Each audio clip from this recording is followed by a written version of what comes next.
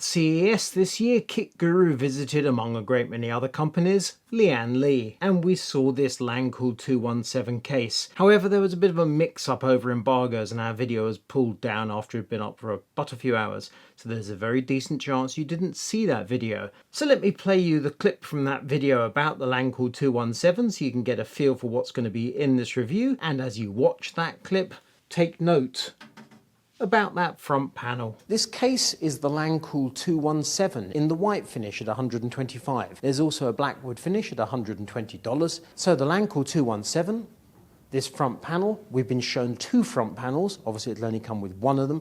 This is a ridged front. Remove that. And we've also been shown this plain front. It so happens both Matt and myself prefer this plain front. But once you're inside the case, we have two 170mm fans. We saw these at Computex. So with this lower fan in the lowest position, you're feeding air through the power supply chamber and to your graphics card.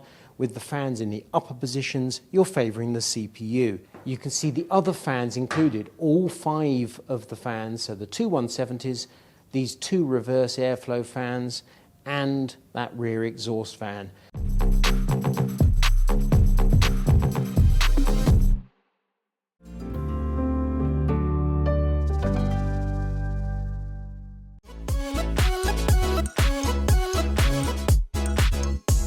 The information we've been given by Lian Li about the Lancool 217 puts a significant emphasis on cooling, and I can understand that. You get 5 fans, loads of mesh, and the front of the case is almost like a wind tunnel. Let me pull off the panels and I'll show you exactly what I mean. Off with the main glass, off with the top, off with the front, and off with the right hand panel. And then with those two 170 fans, out with that plate there, and that, lift,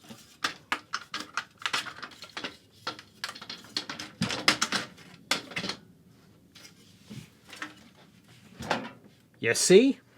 Putting aside the 5 fans just for the moment and the fact that we have two 170s, a 140 and two reverse 120s, that's an unusual combo. There are other points of interest. There's the styling. Wood, which we have seen on a few cases, but here it looks really good. And the white. Uniform throughout, and it looks really smart. The build quality at first glance looks absolutely superb, and the finish is lovely. But then there are some quirks. So in the top panel, we have the power button, as you can see. But we have a second power button there.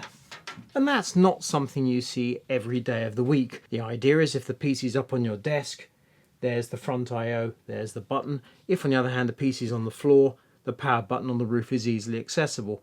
You might argue if the PC's on the floor, the front panel I/O is now not so accessible, but let's just park that thought, kind of. Also, around the back, loads of emphasis on cable management because this case supports the BTF form factor motherboards with rear connections. But look, the power supply's blanked off. What's that all about? We have a pass-through cable, and the idea is you can either have the power supply in the rear position in the usual way if you remove that plate, or you can have a power supply that's rotated 90 degrees, so all the cables are in the rear. And it's clear that Lian Li's Edge power supplies would be a natural partner for this case. Sadly, Lian Li didn't send me an Edge power supply for this review, so I'm not going to be using one of those. I'll be using a conventional power supply. But there's certainly a great many features to dig into, and the fact that we have a UK price of £109.99 including VAT for this hardware, including those 5 fans, that fills me with hope. With 20 years of PC manufacturing experience, CyberPower PC are the best in the business. With the largest range of parts available in the UK, our team of experienced builders will expertly build and test each system to be delivered to you the very next day. Check out cyberpowersystem.co.uk. Before we begin building a PC in the Lancool 217, I just want to say the user guide is very nice. It's not coloured, so grayscale, however, loads of information, very clear. And it tells us about the accessories which come in these 2 boxes. Let's see what we've got. You'll notice there's a white dot, so they're clearly colour coordinated. Box of fasteners, which are divided up. That's a good thing. 2 drive bays. By default there are no drive bays installed in the case. If you're relying on M.2 storage, you won't bother with the drive bays. I wonder potentially if that's also intended for system integrators. They can buy a slightly cheaper version of the case without the accessories. Pure speculation on my part, however. And then we get a second box.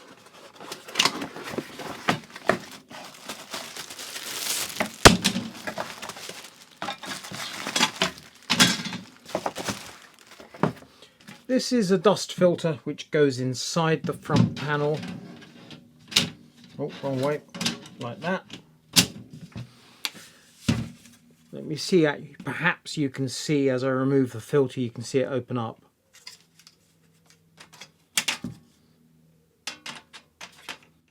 But clearly the trade-off is filtration for airflow. We have a pair of long brackets, so if you remove the 170 fans in the front, you can instead install the 120s or 140s. And we have a couple of brackets to do with moving the fans from the top of the power supply shroud. You might want to move them inside the power supply shroud to get them out of sight, and you might want to move this graphics card support bracket. That's a lot of accessories for a case that is not exactly cheap, but certainly isn't expensive. Let's get on and put a motherboard inside our Lancool 217. If we're going for a regular ATX motherboard, such as this MSI MPG X870E carbon Wi-Fi, that's nice and straightforward.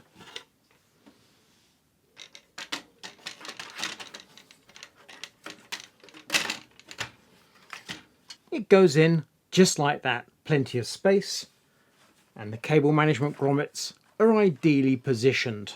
If instead you want to use an E-ATX motherboard such as this ASRock X870E Tai Chi, in it goes. Slightly more fiddly,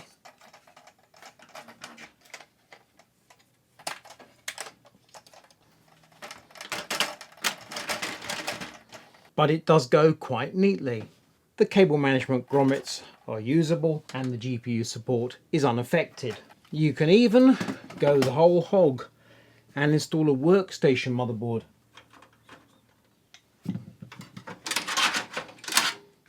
All the space you could possibly want. If you choose, you can remove the GPU support, flip this bracket around and reinstall it so the cable management grommets are in place and the case looks nice and tidy. You just lose that bracket which can't be reinstalled. I'm quite impressed that a regular size ATX case is actually an E-ATX case and potentially a workstation case. We have the ASRock X870E Tai Chi installed along with an AMD Ryzen 9 9950X 3D processor and a copper paste shield to avoid any mess. The SSD is a crucial PCI Express Gen 5 T700. Memory is 32GB of G-Skill Trident Z5 Royal Neo DDR5 8000. The power supply is a Seasonic Focus GX 1000, 1000 watts, ATX 3.1 and gold rated, mounted in the conventional position with the connection at the rear. With the power connected and everything ready for the graphics card, our next step is the CPU cooler. Lian Li sent us a Hydra Shift LCD 360 cooler. You will note this is the fanless edition. We require fans. However, the choice is quite easy because Lian Li also sent us a 3-pack of their Unifan TL Wireless 120. The HydroShift LCD is all about a neat and tidy installation, and when it comes to installation, the Lancool 217 supports either a 280 or 360 cooler in the roof, so that makes the decision about where to install the HydroShift LCD 360 nice and easy. Installing the HydroShift LCD 360 cooler was straightforward enough, however it was slightly tight for space. We had to temporarily remove the 120mm fan at the rear of the case, install the cooler, and then reinstall the fan. In the floor of the case we can see there's stacks of space in front of the power supply. Loosely installing the two drive caddies shows we could easily add extra hard drives and SSDs to add bulk storage to our system build if we chose. And the final component is our PowerColor Red Devil RX 9070 XT graphics card. We plug in the three PCI Express power connectors and we're ready for startup. If you're looking for a new chair, then definitely go and check out boolies.co.uk. They offer a whole host of gaming and office chairs that come in a variety of different finishes and different colours. The PC is running and it looks incredibly smart to my eyes. One note is that the DDR5 8000 memory I was using seems to misbehave on this ASRock motherboard. To be on the safe side, I've switched over to some G-Skill Trident Z5 Neo RGB DDR5 6000, and it's time now to get on with some thermal testing. We're using Lian Li L-Connect 3 software to control the AIO, so the three fans on the AIO and the pump. The case fans are all connected to the fan hub and they are controlled by the ASRock A-Tuning utility. Running a combination of Cinebench R23 and Speedway stress test, the PC was drawing 625 watts at the wall socket. The graphics card uses 327 watts and the CPU 200 watts. In our first test, the CPU cooler fans are set at 1200 RPM, the pump's fixed at 3000, and the group of case fans are running at 40%. The accessory filter is not installed in the front of the case, and it sounded like this.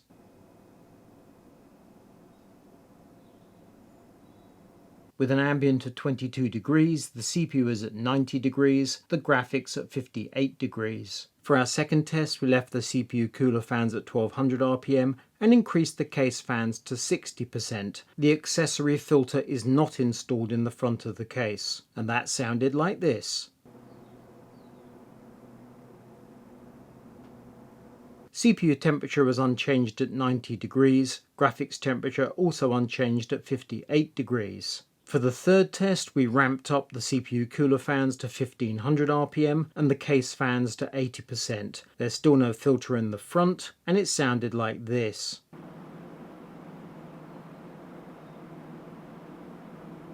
The ambient temperature had crept up from 22 to 23, but the CPU temperature dropped to 89, so effectively 2 degrees. Graphics temperature also dropped 1 degree to 57, so effectively 2 degrees. For our fourth test, we left the CPU cooler fans at 1500 RPM, the case fans are at 100%, and we have no filter in the front of the case. And it sounded like this.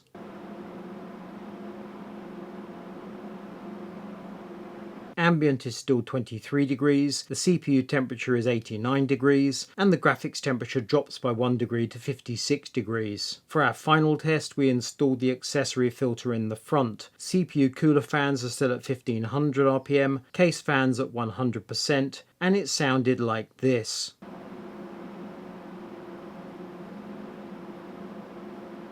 The ambient is still 23 degrees, CPU temperature unaffected at 89 degrees. Unexpectedly, the graphics temperature dropped by 1 degree to 55. I think we can take that as one of those curiosities of testing. And we reach my conclusions. Pros and cons. Let's start with the good points. Immaculate quality of components, and the white finish is uniform and very nicely done. There's an impressive emphasis on cable management and neatness. Lian Li has included a PWM and ARGB fan hub. Even though these fans are not ARGB, the fan hub does support ARGB, so were you to swap out the fans, you could change over to ARGB fans if you chose.